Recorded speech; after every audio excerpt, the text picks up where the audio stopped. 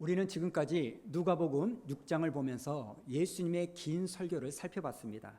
그리고 오늘은 그 설교를 마무리하는 마지막 말씀입니다. 오늘 말씀은 우리가 너무나 잘 아는 그 유명한 반석 위에 지은 집, 모래 위에 지은 집, 이 말씀이죠. 물론 누가복음 6장에는 흙 위에 지은 집이라고 이야기했지만 똑같은 말씀입니다.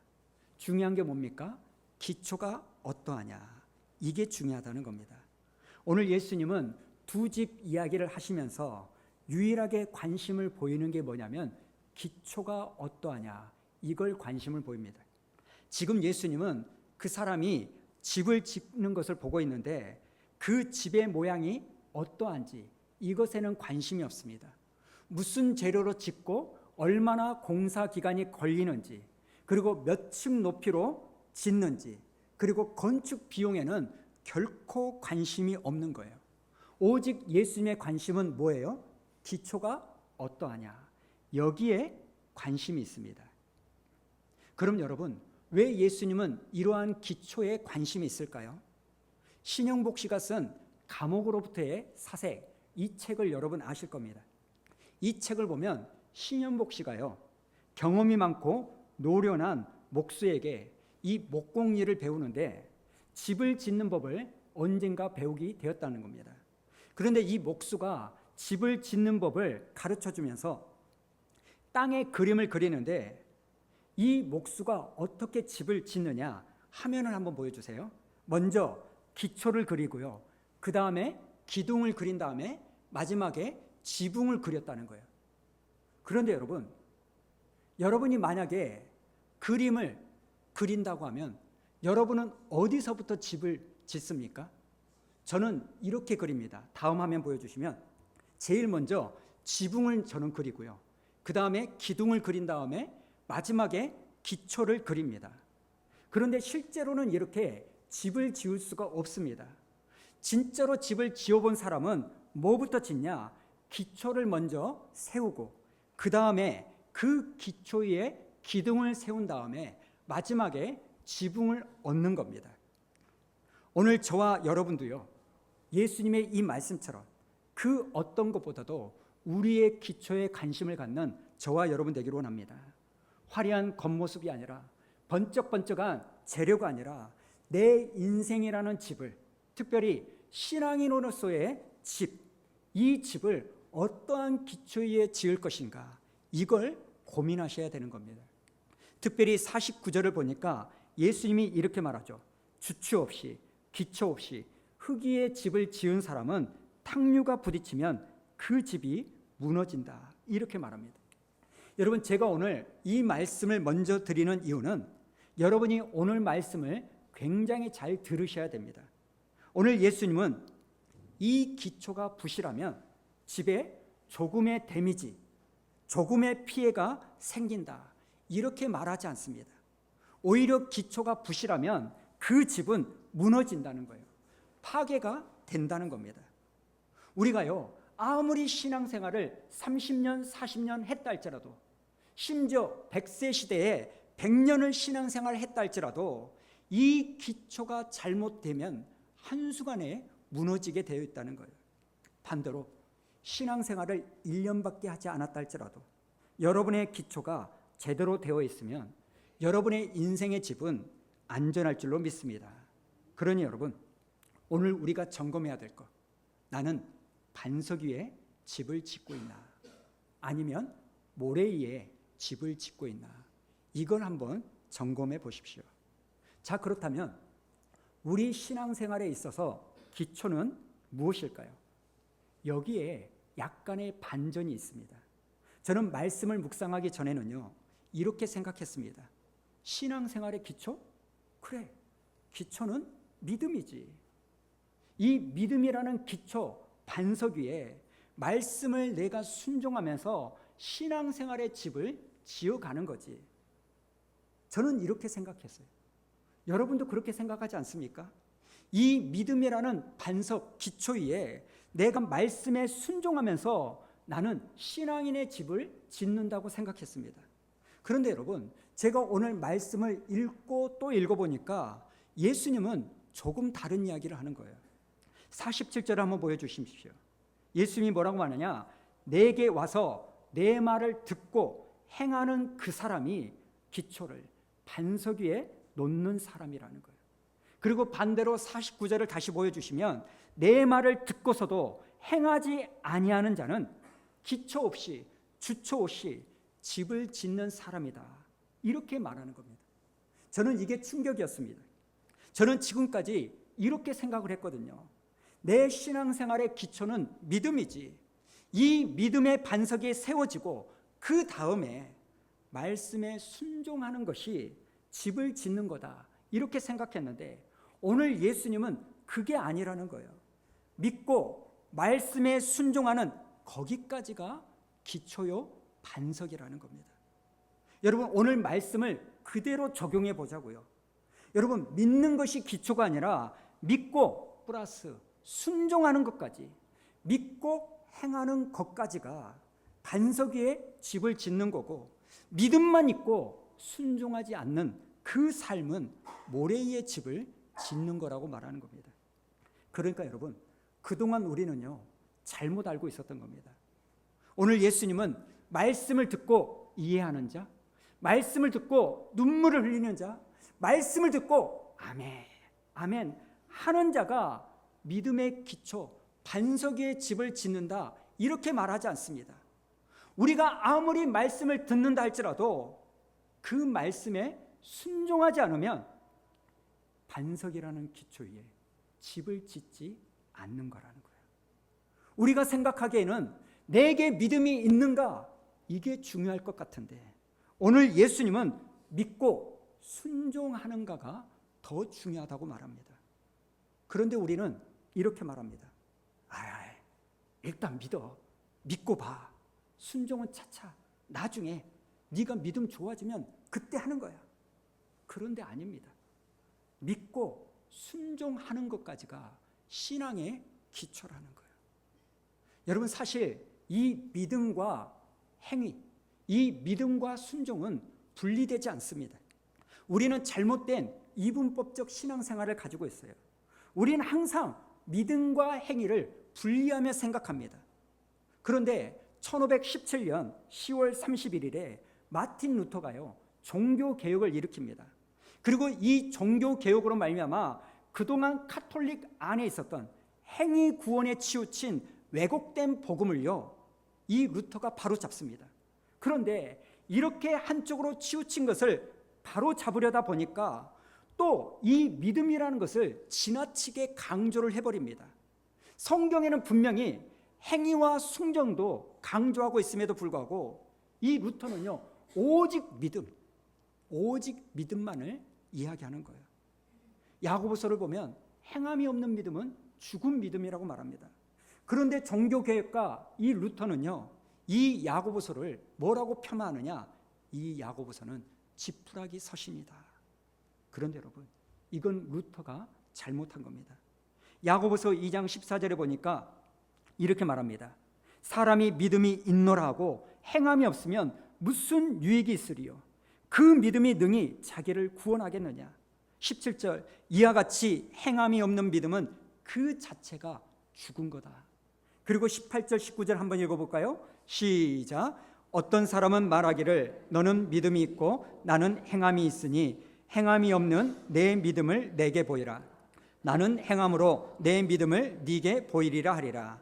네가 하나님은 한 분이신 줄을 믿느냐? 잘하는도다. 귀신들도 믿고 떠느니라. 여러분 귀신들도요 하나님이 계신다는 것을 믿는다는 거예요. 하나님이 한 분이라는 것을 믿는다는 거예요. 그런데 이 귀신이 왜 구원받지 못합니까?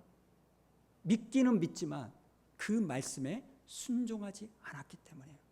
여러분 성경은요 이 믿음과 행위를 구별하지 않습니다. 혹시 여러분은 하나님이 한 분이신 것을 믿기만 하십니까? 그러면서 그 말씀에 순종하는 삶이 없으십니까? 너무나 죄송합니다만 여러분의 믿음은 귀신의 믿음일 수도 있습니다. 저와 여러분의 믿음은요 반드시 행함과 순종함으로 드러나게 되어 있는 줄로 믿습니다. 요한일서 2장 3절을 한번 보여주실래요? 우리가 예수님을 진짜 아는지 뭘로 알 수 있다고요? 우리가 계명을 지키는 걸 보고 알 수 있다는 겁니다.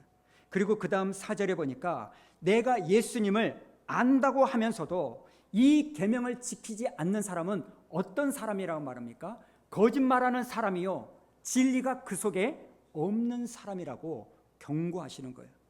여러분, 물론 우리는요 오직 믿음으로만 구원을 받습니다. 이 말은요 우리의 행위로는 결코 구원받을 수가 없습니다. 구원은 믿음으로만 받습니다. 그러나 그렇다고 해서 우리의 순종과 행동이 중요하지 않느냐? 결코 그렇지 않습니다. 왜냐하면 믿는 자에게 요구되는 것은 순종이기 때문입니다.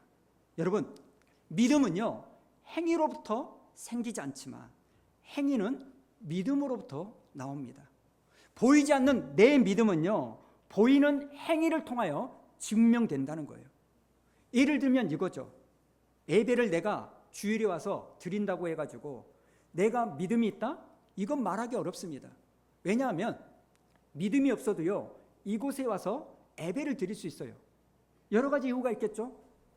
일주일 1시간 희생해서 나머지 6일 자유를 얻기 위하여, 가정의 평화를 얻기 위하여, 또 남편이나 자식은 잘못한 거 제사함을 받기 위해서 아내가 당신 한 달만 교회 안 빠지고 오면 이번 일 용서해 줄게, 그 이유 때문에 앉아서 예배를 드릴 수 있어요. 그러니까 내가 예배를 드린다고 해서 그것이 믿음이 있다? 이건 용납이 안 됩니다. 그런데 반대로 믿음이 있는 사람은 반드시 주일에 예배를 드림으로써 자기의 믿음을 증명하게 되어 있습니다. 예수 믿고 구원받은 사람의 가장 큰 외적인 변화가 뭔지 아십니까? 예수를 믿기 이전에는 주일 성수 예배 드리지 않아요. 그러나 예수를 믿고 하나님의 자녀가 되면 그 믿음으로 말미암아 주일을 지키게 되어 있는 거예요. 여러분, 이렇게 여러분은 여러분의 믿음이 증명되어지십니까? 여러분의 믿음을 보여주시는 은혜가 있기를 축복합니다. 이게 성경이 여러분에게 요구하는 겁니다. 믿음이 있다고 말은 하지만, 나는 하나님을 믿는다고 말은 하지만 그 말씀에 순종하지 않는다? 그건 나는 믿지 않는다, 이 말인 거예요. 입술로만 말하고 다닌다는 거예요. 마태복음 7장에서도 한번 보여주시면, 나보고 주여 주여 하는 사람이 하늘의 나라 들어가는 것이 아니라 내 아버지의 뜻대로 행하는 사람이 들어간다고 말하는 겁니다. 여러분, 이 말씀은요 내가 믿으면 나는 그 말씀에 순종하게 되어 있다는 말입니다. 그런데 믿는다고 말하면서도 순종하지 않는다? 그건 안 믿었다, 이 말인 겁니다. 깨닫는 은혜가 있기를 축복합니다. 그런 여러분, 여러분의 믿음을, 여러분의 기초를 다시 점검하세요. 신앙생활의 기초는 믿음이 아닙니다. 신앙생활의 기초는 믿고 순종하는 것부터가 우리 신앙생활의 출발점이요 기초라는 거예요. 오늘 46절에 보니까 예수님의 탄식이 나오는데요. 자, 한번 읽어볼까요? 시작.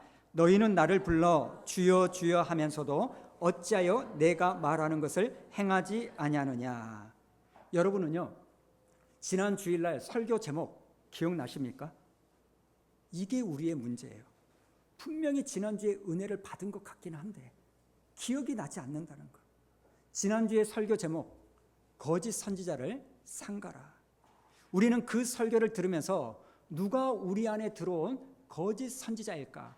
우리의 시선을 다른 사람에게 돌립니다. 그런데 예수님은 뭐라고 말하냐?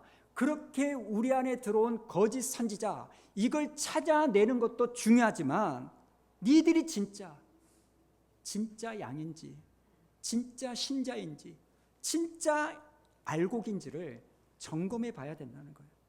니들은 왜 주여 주여 말은 하면서 왜 순종하지는 않는 거냐? 여러분, 여기에 나오는 주여 주여라는 이 호칭은요 굉장히 중요합니다.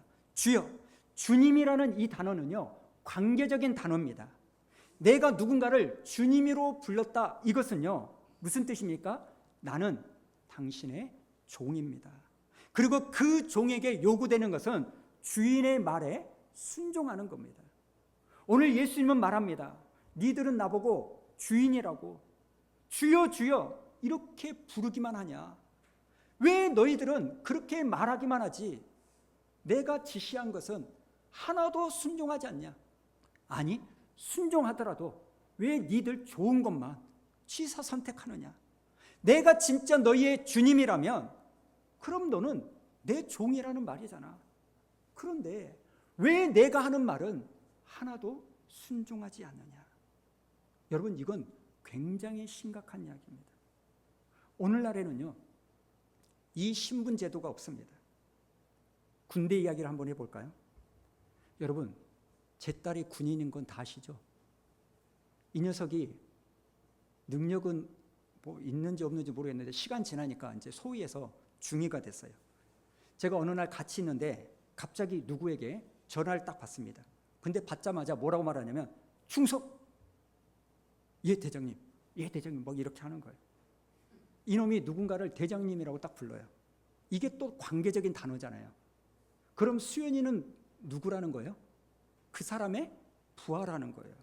그래서 대장님이 이거 해라 저거 해라 지시를 합니다. 그럼 수연이가 뭐라고 이야기해요? 네 알겠습니다, 처리하겠습니다, 충성, 이러고 전화를 끊어요. 그런데 그렇게 말은 하고 안 해. 대장의 그 말을 먹어버려. 그럼 이게 말이 되는 상황입니까? 여러분, 무슨 의미인지 아셔야 돼요. 지금 주님의 탄식을 여러분이 아셔야 돼요.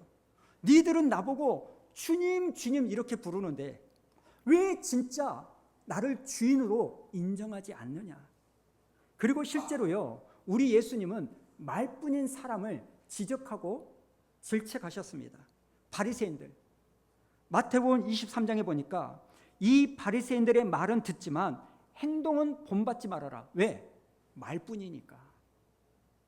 여러분, 이스라엘 사람들은 주여 주여 2번 부르지만 우리나라 사람은 몇 번 부릅니까? 3창합니다. 주여 주여 주여. 이스라엘 사람들보다 더 열정이 뜨거워요. 설교를 얼마나 많이 듣습니까? 유명하다는 설교 다 찾아 들어요. 그리고 맨날 은혜 받았다고 말은 해요. 근데 문제는 예수님의 말씀은 순종하지 않는 거예요. 오늘 이 시간에도 수많은 교회들이 예배를 드리고 있습니다. 그런데 우리는 이렇게 말씀을 듣기는 듣는데 아무 일도 없었다 그러면서 그냥 돌아가는 우리의 모습을 보고서 주님이 한탄을 하는 겁니다. 여러분, 야고보서 1장 22절에서 우리에게 주님은 경고합니다. 너희는 말씀을 행하는 자가 되고 듣기만 하여 속이는 자가 되지 말라. 여러분은 어떠십니까? 말씀만 듣고 여러분 자신을 속이고 있지는 않습니까? 자, 여기까지 설교를 들으니까 여러분 안에 무슨 생각이 들어요? 야, 이거 예수 믿는 거 쉽지 않네. 너무 어렵네. 여러분, 이 생각 안 드세요? 맞습니다. 그런 생각이 들어야 정상입니다. 사실 신앙생활에 대한 오해가 있습니다. 기독교인이 된다는 거 너무 쉽다. 이건 잘못된 오해입니다. 그냥 나 예수 믿어, 나 교회 다녀, 이렇게 말만 하면 된다고 생각하니까 예수 믿는 거 굉장히 쉽다고 생각합니다. 그런데 오늘 말씀을 다시 보십시오. 모래 위에 집을 짓는 거 굉장히 쉽습니다. 그러나 반석 위에 집을 짓는 것은 굉장히 어려워요. 48절에 나오는 말씀처럼 집을 지을 때 여러분, 이 반석을 깊이 파려면 너무나 어렵습니다. 얼마나 힘들겠습니까? 마찬가지예요. 제대로 예수를 믿는다는 거 여러분 진짜 어렵습니다. 그런데 언제부터 예수 믿는 것이 쉽다, 이런 오해가 시작되었는지 아십니까? 우리가 잘 아는 313년도에 콘스탄틴 황제가요 기독교를 공인합니다. 그리고 380년에는 이 기독교를요 로마의 국교로 만들어버려요. 여러분, 이전까지는 예수 믿는다 죽음을 의미하는 거고, 예수를 믿는다 좁은 길을 걸어가고 핍박을 받는 것을 의미했습니다. 그래서 예수를 믿는 것은 너무나 어려웠습니다. 그런데 갑자기 380년에 넓은 길이 열리는 거예요. 예수 믿기가 너무 쉬워진 거예요. 이전에는 예수를 믿으면 핍박을 받고 손해를 받는데 이제는 예수를 안 믿으면 핍박을 받습니다. 그래서 누구든지 그냥 교회를 나가게 된 거예요. 실제로 예수님을 주로 고백하든지 안 고백하든지 상관없이 그냥 교회만 출석하면 다 예수 믿는 걸로 퉁쳐준 겁니다. 그러니 이게 쉬운 거예요. 그래서 우리에게 이런 오해가 생긴 겁니다. 아, 예수 믿는 거 되게 쉽구나. 그냥 교회 가서 말씀만 듣기만 하면 그게 예수 믿는 거구나. 근데 이게 사람이 너무나 적응의 동물이라서 지금은 어쩝니까? 교회 나가는 것도 힘들어. 그래서 가끔 보여줘. 그러면서 예수 믿는 거 어려운 거 아니야. 그런데 여러분, 죄송하지만 성경은 그렇게 말하지 않습니다. 진짜로 제대로 믿고 반석 위에 집을 짓는 것은 너무나 어려운 일이라고 말하는 겁니다. 제대로 예수를 믿으려면 좁은 길을 걸어가야 된다는데, 반석을 깊이 파야 된다는데, 그게 어찌 쉬운 일이겠습니까? 물론 순종하지 않고 믿는 거 쉽습니다. 말로만 믿는 거 쉽습니다. 주여 주여 하는 거 쉽습니다. 그런데 그것은 모래 위에 집을 짓는 거기에 쉬운 겁니다.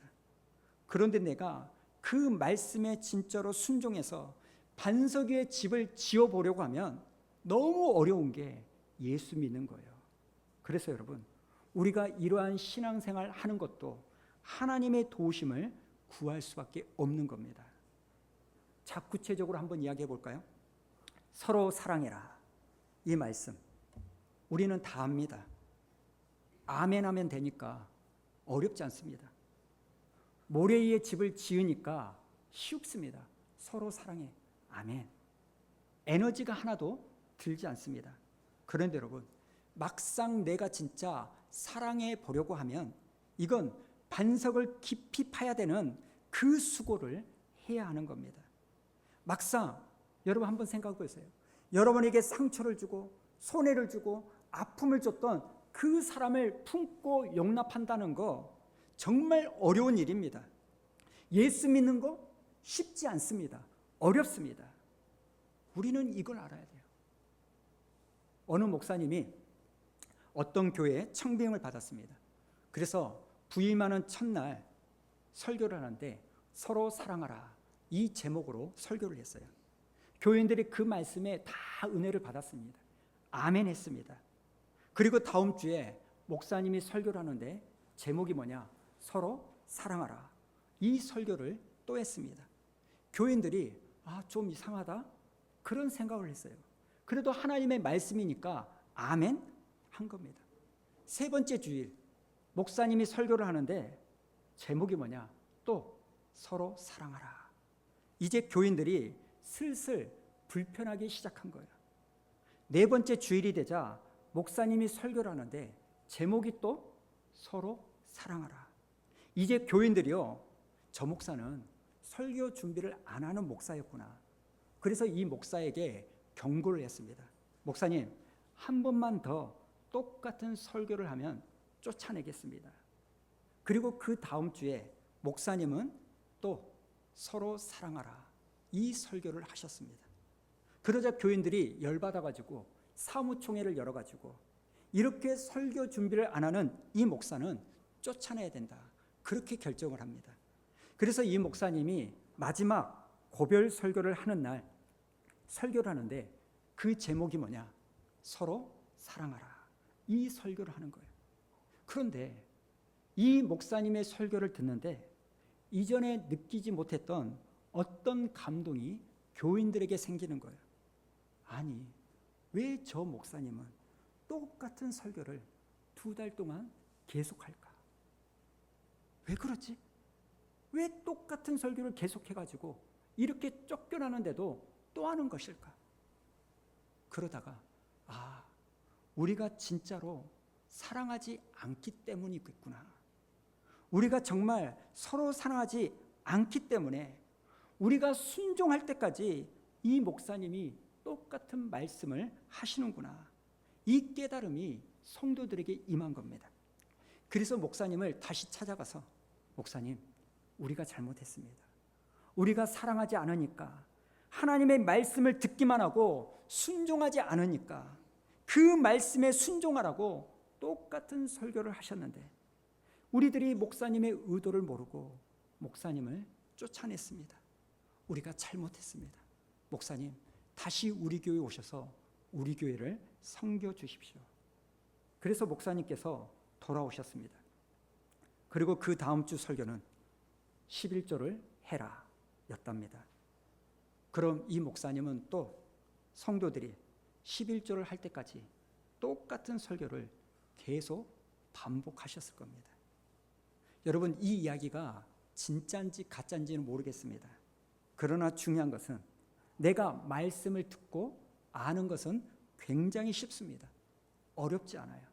아멘 하는 거 에너지가 들지 않습니다. 너무나 쉽습니다. 그래서 우리는 신앙생활하는 거 너무 쉽다고 착각하는 겁니다. 저는 우리 아이들을 위하여 기도는 많이 하지 않습니다.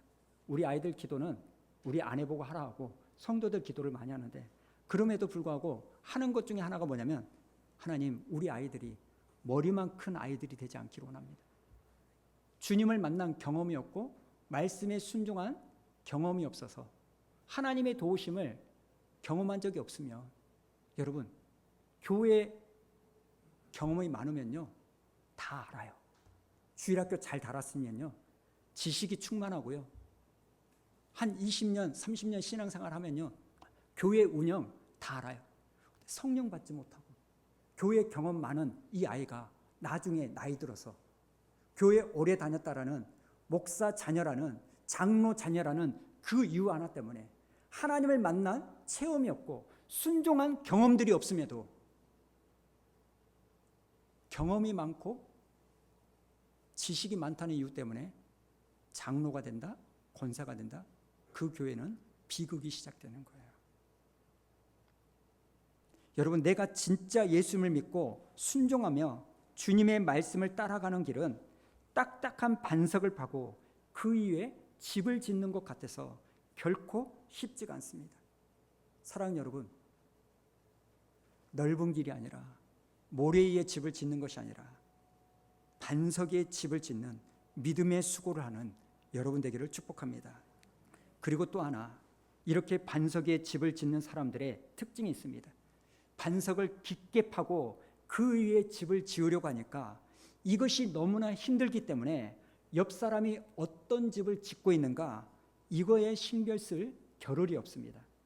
내가 대충 집을 지으니까 옆 사람을 보면서, 아니, 저 사람은 왜 저 모양으로 집을 짓지?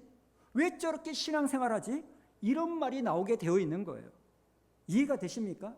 내가 진짜 반석 위에 집을 짓는다? 이 사람은요, 이 일이 얼마나 어렵고 힘든 일인지를 알기 때문에 옆 사람을 신경 쓸 틈이 없습니다. 그리고 함부로 그 사람들을요 비난하지 않습니다. 그런데 내가 대충 모래 위에 집을 짓기 때문에 옆 사람을 볼 여유도 있고, 그리고 그 사람을 판단하는 겁니다. 사랑하는 여러분, 다른 사람 신경 쓰지 말고 내 집 반석 위에 잘 짓는 여러분 되시기를 축복합니다.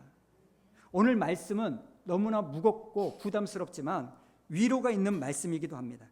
자, 48절과 49절 우리 한번 읽어볼까요? 시작. 집을 짓되 깊이 파고 주추를 반석 위에 놓은 사람과 같으니 큰 물이 나서 탕류가 그 집에 부딪히되 잘 지었기 때문에 능히 요동하지 못하게 하였거니와, 듣고 행하지 아니하는 자는 주추 없이 흙 위에 지은 사람 같으니 탕류가 부딪힘에 집이 곧 무너져 파괴됨이 심하니라 하시니라. 아멘.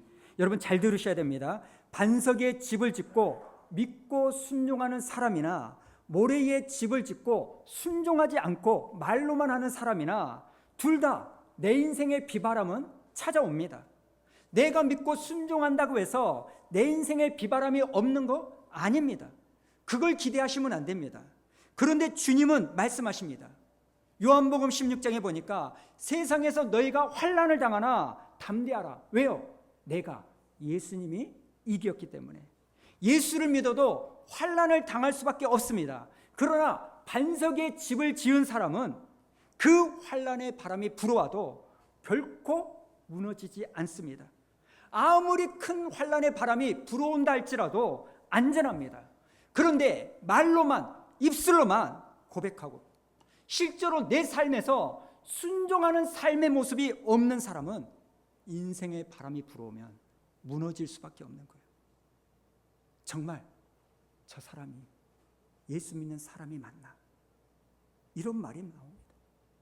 분명히 저 사람은 학생회장도 하고 어렸을 때 청년회장도 했고 집사였고 장로였고 심지어 목사였는데도 지금의 내 모습은 완전히 무너져 있는 거예요. 왜 그렇습니까? 애초에 믿고 순종하지 않았기 때문이에요. 알기만 했던 거예요. 듣기만 했던 거예요. 그것을 믿음이라고 착각했기 때문입니다. 그러니 무너짐이 심하고 파괴됨이 심한 겁니다. 자, 설교를 들으면서 드는 생각.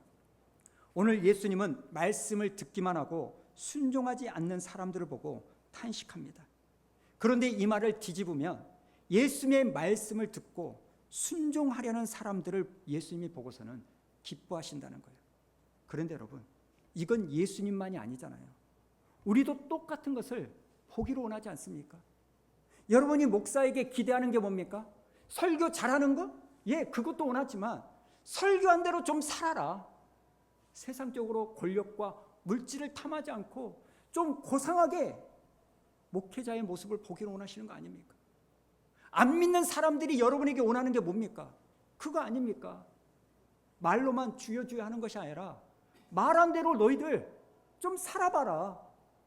손해보더라도 말씀대로 좀 살아봐라. 오늘날 우리가 비난을 받는 이유가 뭡니까? 서울에 있는 큰 교회 목사님들 요즘 왜 욕을 얻어먹습니까? 하나님의 종이 아니라 큰 교회를 이루었다는 그 모습이 정치인들에게 권력이 돼가지고 미국이나 판검사나 대통령에게 로비스트가 되는 거 아닙니까? 목사가 종이어야 되는데 어느 순간부터 목사가 정치와 권력에 연이 있으니까 성도들이 목사에게 찾아올 때 로비스트, 브로커로 찾아오는 거예요. 예, 여러분의 삶 가운데 무슨 문제가 있으면 찾아와서 도움을 구해야 됩니다. 목사님, 이런 일이 생겼는데 이 문제 어떻게 해결하면 좋겠습니까? 좀 도와주십시오. 그러면 그 일을 가지고 목사로서 우리 성도들의 삶이 어려움이 없도록 이 사람도 알아보고 저 사람도 알아보고 그래서 좀 도와줘야 되는 거예요. 근데 문제는 뭡니까? 그 목사의 인맥과 이런 것들 통해서 나는 죄 없다. 이걸 감추려고 하는 거예요. 그리고 목사를 브로커로 생각하는 거예요. 근데 여러분, 우리가 하나님을 그렇게 생각하지 않습니까? 문제가 생겼을 때 하나님께 찾아옵니다. 왜요? 믿음을 가지고 찾아올 수도 있지만 하나님을, 예수님을 로비스트, 브로커로 생각해가지고 내 잘못된 삶을 인정하고 책임지려고 하지 않고 대가 지불을 하려지 않고 없던 일로 만들어주기를 원하는 그런 문제로만 찾아오는 거 아닙니까? 오늘날 우리의 문제는 뭡니까? 하나님을 그렇게 생각하는 거예요. 그저 아는 것, 그저 믿는 것만이 내 신앙생활의 기초라고 생각해서 순종하지 않습니다. 사실 저는 이번 주에 너무나 불편했습니다. 이런 설교를 해야 된다는 것 자체가. 또 수요일 설교도 너무나 스트레스 받습니다. 여러분이 듣기 싫은 설교들이에요. 그러나 하나님이 주시는 말씀이라니 그 설교에 대한 대가로 제가 비난을 받고 손가락질을 받는다라도 하고 끝내면 되는 거니까. 오늘 우리가 하나님을 믿고 아는 것으로만 만족하지 않습니까? 순종하십니까? 지난 한 주 동안 여러분은 하나님을 믿는다는 그 믿음을 어떤 행동으로 증명하셨습니까? 그리고 이번 한 주 동안 여러분은 여러분의 믿음을 무슨 행동으로 증명하시렵니까? 이전에는 교회만 오는 것으로 예수 믿는다고 했는데 우리는 허리끈이 다 풀어져 가지고 교회에 오는 것도 힘들어요. 저는 오늘 주님의 탄식을 여러분을 향한 탄식으로 들으시기 바랍니다. 저 같은 미물인 저도요, 제 말 무시당하면 견디지 못해요. 부끄러운 고백입니다만 3주 전에요, 잘 보내고 왔습니다. 주일날. 근데 집에 와서 12시에 이런저런 일 하는데 우리 아이 중에 하나가 내가 말을 하는데도 씹어. 괜찮았는데 갑자기 이 생각이 빡 하니까 제가 빡쳐가지고 집을 난리를 만드는 적이 있어요. 민망하더라고요, 나중에 보니까. 그리고 나서 제가 아이들에게 경고한 게 딱 하나 있어요.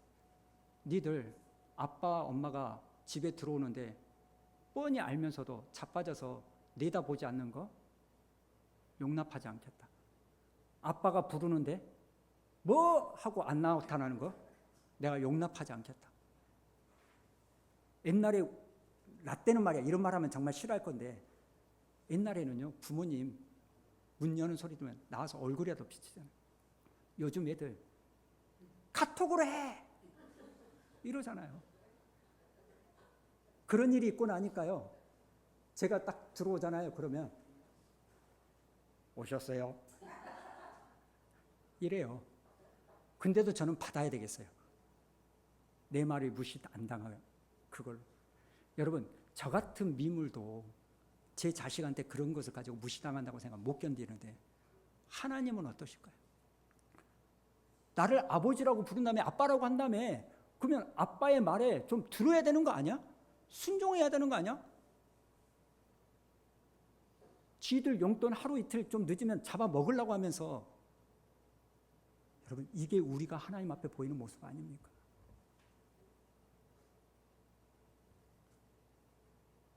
우리가 100% 순종은 못합니다. 그러나 우리의 믿음을 순종으로 증명하려고 하는 이번 한 주가 되기를 축복합니다.